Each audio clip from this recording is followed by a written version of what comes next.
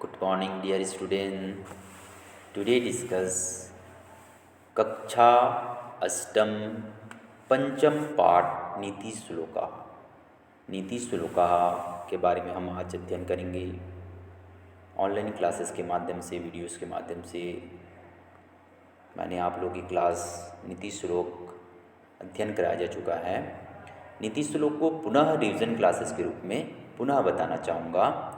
जब भी आप वीडियोज देखेंगे अच्छे से स्टडी कीजिएगा, वीडियोस ओपन कीजिए, बुक्स ओपन कीजिए। अच्छे से स्टडी करने के बाद जहाँ आपको समझने में दिक्कतें होती हैं मेरे को बताइए, मैं पुनः उस चैप्टर्स को, उस पैराग्राफ्स को बताने की कोशिश करूँगा। नाउ स्टार्ट नीति श्लोका। कुछ सुभाषितानी श्लोक होते हैं, कुछ नीति श्लोक होते हैं, कुछ गंधांश के श्लोक होते हैं। इनके बारे में भी हम कुछ उनके अनुवाद होते हैं, उनके बारे में आज बात करेंगे। स्टार्ट करते हैं। येषां न विद्या न तपो न दानम, येषां न विद्या न तपो न दानम, ज्ञानम न सीनम न गूढ़ो न धर्मः, ते मृत्युलोके भुवि भारभूताः मनुष्य रूपेण मृगाश्चरन्ति।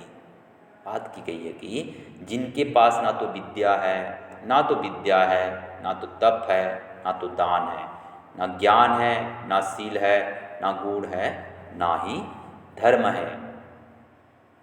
ते मृत्युलोके भुवि भारभूताः, वे लोग इस पृथ्वी पर, यानी वे लोग इस पृथ्वीलोक पर भार के समान हैं। तथा मनुष्य रूपेण मृगाश्चरन्ति, तथा मनुष्य के रूप में पशुओं के समान व्यर्थ ही विचरण करते रहते हैं, घूमते रहते हैं, बताया गया है।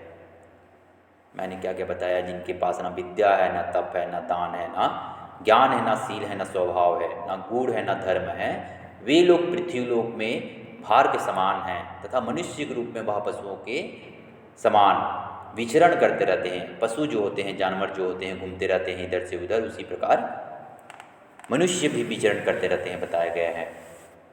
द्वितीय श्लोक के बारे में बात करते हैं। साहित्य संगीत कला विहीनः, साक्षात् पशुः पुच्छ विषाणाहीनः, तृणं न खादमपि जीवमानः, तद्भागधेयं परम पशूनाम। बात की गई है कि तृणम ना खादमंति जीवनाम, संगीत कला विहीन की बात की गई है। जो लोग साहित्य संगीत कला से विहीन हैं वे पूंछ तथा सींगों से रहित साक्षात पशु ही हैं। साक्षात क्या है? विषाणाहीन पशु ही हैं। वे लोग तिनके यानी घास फूस ना खाकर भी यदि जीवित हैं, घास फूस खाना खाकर वही लोग क्या है? तृण का जीवित हैं, तो यह पशुओं का परम सौभाग्य है। पशुओं का क्या है? परम सौभाग्य है, बताया गया है। अर्थात धरती पर ऐसी नर पशुओं की संख्या इतनी अधिक है, धरतियों पर ऐसे नर पुरुषों की संख्या इतनी अधिक है कि यदि वे घास फूस खाने लगे तो पशुओं के लिए चारा भी शेष नहीं रह पाएगा। तद भाग्य में देहम परम पशूनाम, मतलब पशुओं के चारा भी शेष नहीं रह पाएगा। इस प्रकार बात की गई है। देखिएगा मैंने क्या बताया कि जो लोग साहित्य संगीत कला विहीन हैं, पूंछ तथा सींगों से रहित साक्षात पशु हैं, वे लोग ऐसे नर पशुओं की ना खाकर यदि जीवित हैं तो यह पशुओं का परम सौभाग्य है। अर्थात धरती पर ऐसे नर पशुओं की संख्या इतनी अधिक है कि यदि वे घास फूस खाने लगे तो पशुओं के लिए भी चारा क्या रह जाएगा? शेष नहीं रह जाएगा, बताया गया है। क्योंकि रिवीजन क्लासेस है, बहुत फास्ट चलेगा, है ना। थर्ड श्लोक देखिएगा। विपत्ति के मथाभ्युत्थेय क्षमा, सदसी वाक्पटुता युधि विक्रमा, यस्सी चाभिरुचि व्यसनम श्रुतो प्रकृति सिद्धमिदम ही महात्मानाम। यहाँ पर बात क्या की गई है देखिएगा, बहुत ही अच्छी श्लोक बताया गया है कि यस्सी चाभिरुचि व्यसनम श्रुतो प्रकृति सिद्धमिदम ही महात्मानाम, विपत्ति धैर्यमभ्युदयो क्षमा सदसी वाक्पटुता युधि विक्रमा। कि महान पुरुष के यह स्वाभाविक लक्षण होते हैं। विपत्ति, महान पुरुष के बारे में बात की गई है। वाक्पटुता, विपत्ति के समय धैर्य धारण करते हैं, बात की गई है। देखिएगा, ध्यान से सुनिएगा कि विपत्ति धैर्य माँ बुद्धिः क्षमा सस्सी वाक्पटुता युधि विक्रमः यशसी चाभिरुचि व्यसनम श्रुतो प्रकृति सिद्धमिदम ही महात्मानाम। महान पुरुष के यह स्वाभाविक जो लक्षण होते हैं, गुण होते हैं, वे पुच्छ सींगों के रहित साक्षात पशु महान पुरुष के यह स्वाभाविक लक्षण होते हैं कि वे जो विपत्ति के समय धैर्य धारण को कारण करते हैं, अभिद्य उन्नति पर छोटे को क्षमा करते हैं, सभा में वाक्पटुता, सदसी की बात की गई है कि सभा में वाक्पटुता युधि विक्रमः, वाक्पटुता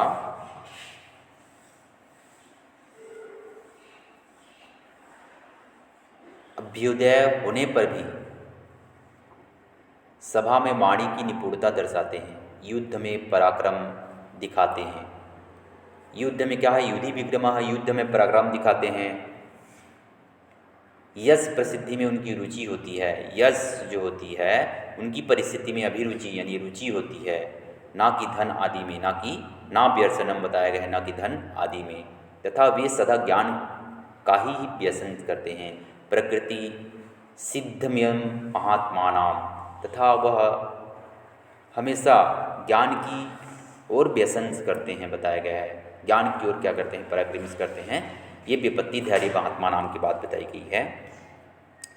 4 नंबर श्लोक में बताया गया है, श्रोतम श्रुतनेव ना कुंडलेन दानेन पाणिना तु कुंडलेन विपाति, श्रुतनेव ना कुंडलेन दानेन पाणिन तु कणेन विभाति काय करुणा प्रणाम परोपकारेण ना चंदनेन। यहाँ पर बात किस चीज़ की जा रही है कि श्रोतम श्रुतनेव की बात की गई है कि कान की शोभा ज्ञान से होती है। श्रोतम मतलब होता है सुनना, कान की शोभा कुंडलेन मतलब कान की शोभा किससे होती है? ज्ञान से होती है, ना कि कुंडल से। हाथ की शोभा दानेन मतलब होता है दान देना, मतलब हाथ से दान दिया जाता है।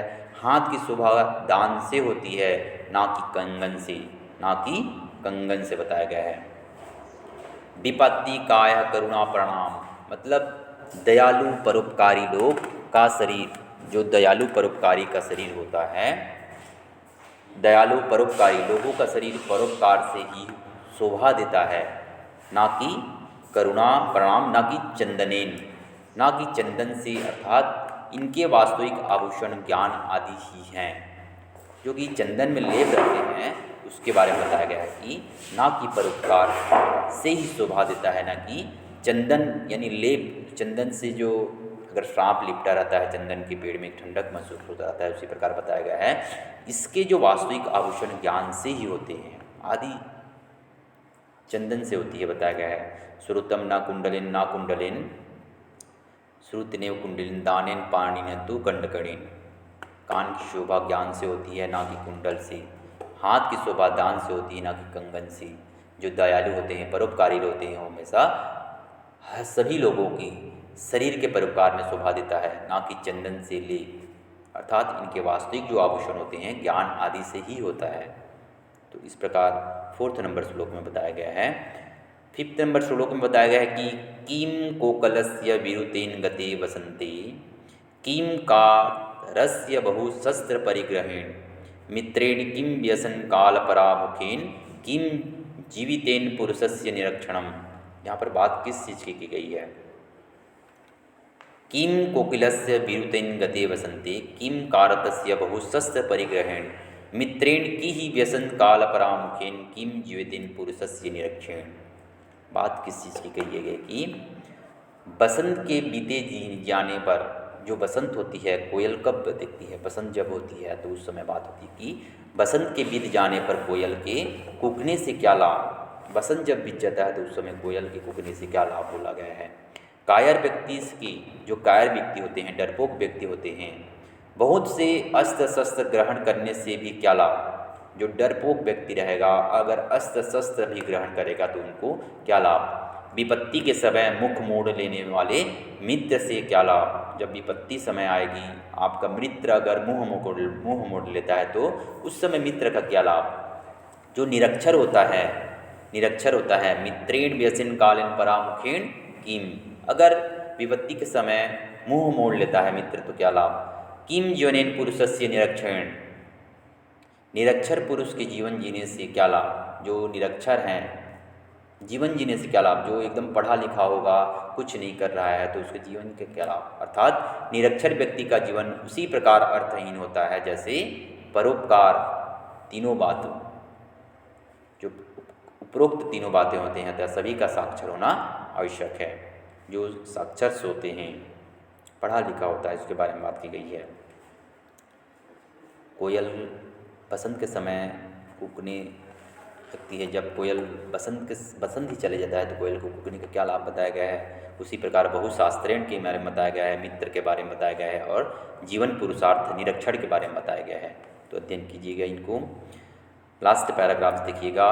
पारंभ्यते ना खलु विघ्न भय नीचैः, पारंभने विघ्नहीनता विरमन्ति माध्या, विघ्नः पुनरपि प्रतिहन्यमानाः प्राप्य